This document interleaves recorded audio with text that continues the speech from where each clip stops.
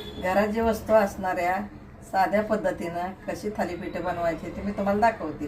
छोटं एक वाटी कांदा कापून घेतला, लसूण 10-20 पाकळ्या ठेचून घेतल्या, अर्धी वाटी मिरचीचा ठेचा घेतला, जिरेपूड 1 चमचे घेतली, हळदपूड 1 चमचे घेतली, लाल पूड 1 चमचे घेतली, हे ओवा 1 चमचा, धनपूड 2 चमचे, 5 चमचे तीळ, कोथिंबीर 1 वाटी, कढीपत्ताच्या वाटी बाजरीचं पीठ, 1 वाटी डाळीचं पीठ, दुसरी वाटी ज्वारीचं पीठ, 1 वाटी गव्हाचं पीठ, 4 पीठ मिक्स करून साध्या पद्धतीनं ही थालीपीठ बनवते.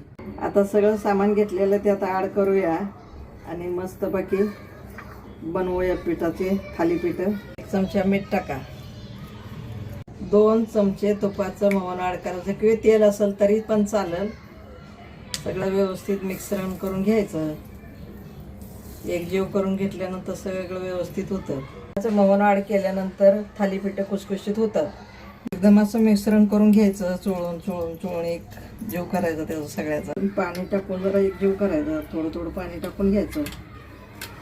मिश्रण कसं झालंय एकदम मस्त बनवून चालू करूया थालीपीठ बनवायला. हा मोठा तुम्हाला जेवढा पाहिजे तेवढा करा. एवढा असा त्याच्यावर ठेवून छान असं पाहत बारीक हात फिरवून घ्यायचा. याला सेम झालं पाहिजे. तीळ शरीरासाठी पौष्टिक पण असतात म्हणून तीळ वापरले जातात थालीपीठाला. गोल करायचे, त्यातून तेलात गेल्यावर चिटकत नाही. त्याच्यावर टाकायचं असं म्हणजे व्यवस्थित निघते. थालीपीठ कसं छानसं बसतंय बघा. असल्या जाळीव ठेवायचं म्हणजे त्याला घाम सुटत नाही ना. सुतीच कपडा घ्या म्हणजे चिटकत नाही, नाही तर तव्याला चिटकून बसतोय.